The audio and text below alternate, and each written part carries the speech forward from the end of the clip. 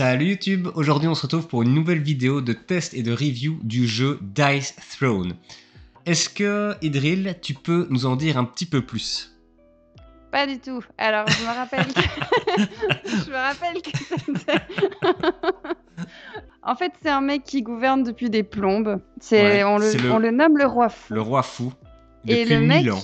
il en peut plus. Et du coup, il s'est dit, tiens, pour donner mon trône, je vais faire un concours de dés donc. Et celui qui gagne, eh bien, prendra ma place. Et donc, c'est en très résumé ce qu'est Dice Throne.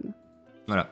C'est un jeu compétitif qui se joue de 2 à 6 joueurs, qui peut se jouer soit en 1v1, en 2v2, en 3v3, en 2v2v2 ou même chacun pour soi. On a plusieurs critères qui permettent d'un petit peu essayer de se faire une impression générale sur le jeu, et parmi ces critères, il y a le critère de simplicité et de facilité à prendre en main. Idril, qu'est-ce que t'en penses? Je trouve que le jeu est assez simple à prendre en main quand on comprend la logique qu'il y a derrière. Donc le premier héros qu'on découvre, ça prend un peu de temps, mais au final, c'est le même modèle qui se base pour tous avec des compétences différentes, mais on comprend très vite la manière de fonctionner. Donc je trouve que c'est simple, même s'il faut un peu de temps la première partie pour bien comprendre. Ouais, je suis assez d'accord. En fait, au premier stream, Idril avait commencé un peu à lire les règles, et moi à ce moment-là, je me suis dit, Ça va être chaud. ça va être dur, ça va être vraiment, vraiment compliqué. Et en fait, pas tellement. En fait, c'est un jeu pour lequel il y a des mécaniques assez simples. On tire des cartes et on jette des dés. Et une fois qu'on a compris ça, une fois qu'on comprend un peu quel type de combinaison est-ce qu'on peut faire, c'est quelque chose qui va se généraliser à toutes les compétences et à tous les personnages différents. Il y a aussi un ensemble de termes qui sont importants à comprendre. Donc par exemple, il y a différents types de dégâts. Et en fait, c'est assez important de savoir ce que ça veut dire. Parce que par exemple, Les différencier en tout cas, ouais. ouais. Parce que par exemple, un dégât qui est imparable est esquivable.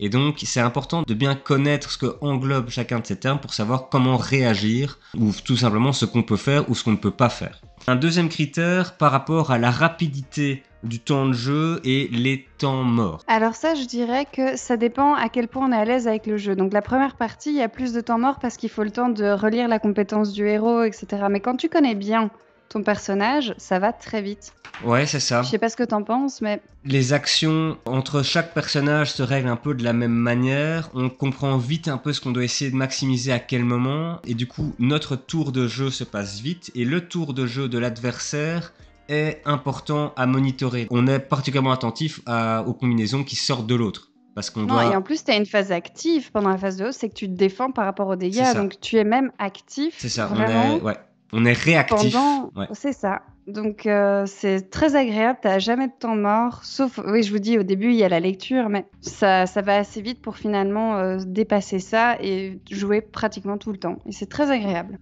Un troisième critère important, c'est la quantité possible de stratégies ou de décisions à prendre à un moment donné. Il y a pas mal de marge de décision vu qu'il y a pas mal d'aléatoires. Vu que les compétences sont en fonction du nombre de dés que vous jetez et de votre résultat de dés, tout est à chaque fois remis en question. Est-ce qu'il y a une carte que vous devez dépenser maintenant pour gagner des points de combat? Est-ce que vous devez être plutôt, tiens, je vais garder ça parce qu'il a l'air d'avoir un sale truc qui arrive, je vais me défendre. Il y a beaucoup, beaucoup de stratégies. Et en plus, qui varient en fonction des personnages. Parce que comme tu disais, ton chasseur de l'ombre, c'était une stratégie différente de ma pyromancière, par exemple. Ouais. Il y a énormément de petites stratégies. C'est pas des énormes stratégies à établir en avance, mais c'est plus beaucoup de réactivité en fait. Effectivement, il y a plusieurs stratégies possibles. Donc en fait, quand on parle de stratégie et de décision, ça peut référer à plusieurs choses. Je pense que quand on parle vraiment de décision, est-ce que je joue cette carte maintenant ou pas, c'est un jeu qui laisse beaucoup de place à ce type de décision-là. Maintenant, on peut comprendre ce critère d'une autre manière aussi, c'est dans quelle mesure est-ce que pour un personnage donné, par exemple, on peut décider d'une stratégie générale différente. Donc, est-ce qu'il y a des builds qui sont différents? Est-ce qu'on peut dire, ok, je vais essayer vraiment de maximiser à fond sur cette combinaison de compétences ou de tourner autour de cet effet? Et ça, moi, je l'ai pas encore vraiment ressenti. On a testé pour l'instant 4 personnages différents. Ils sont tous vraiment consistants. On sent beaucoup de synergie dans les différents effets et différentes compétences qu'ils ont. Mais j'ai pas encore ressenti, en tout cas, la possibilité de jouer de manière différente un même personnage. Ouais, mais c'est pas dérangeant parce que si c'est une manière que tu n'aimes pas, il y a d'autres personnages qui peuvent. Enfin, c'est vrai qu'un perso, je pense qu'il y a une façon de bien le jouer. Après, si tu veux pas être dans tout le temps la même stratégie, rien t'empêche de changer de personnage. Donc le jeu, Ouais. je trouve, pallie à ce problème en fait. Ouais. Ça amène à un autre critère, le critère un peu de la place de l'aléatoire dans le jeu. Il y en a beaucoup, mais c'est très bien. Les mécaniques de base sont jeter des dés, piocher des cartes. Donc là, c'est vraiment deux mécaniques qui reposent à 100% sur l'aléatoire. Mais on a un ensemble de choses qui vont permettre d'avoir une sorte de contrôle sur cet aléatoire. Enfin, pas un contrôle sur l'aléatoire, mais en tout cas de réduire l'aléatoire et d'augmenter les probabilités d'obtenir des choses qu'on désire. Donc, moi, c'est un équilibre que je trouve super chouette. Vraiment, je suis complètement séduit par cette manière de faire. On se sent beaucoup moins tributaire vraiment de la chance, même si il y a quand même parfois les dés qu'on tire, il n'y a rien qui passe, etc. Il y a quand même pas mal de manières d'un peu mitiguer ça, quoi. Un autre critère, c'est par rapport au fait que chaque partie nous permette déjà de comprendre pourquoi est-ce que j'ai perdu, pourquoi est-ce que j'ai gagné, et est-ce que j'ai compris un truc qui me sera utile dans les parties futures. Clairement. Il y a plein de choses que tu apprends, mais je pense que tu apprends vite à être un bon joueur.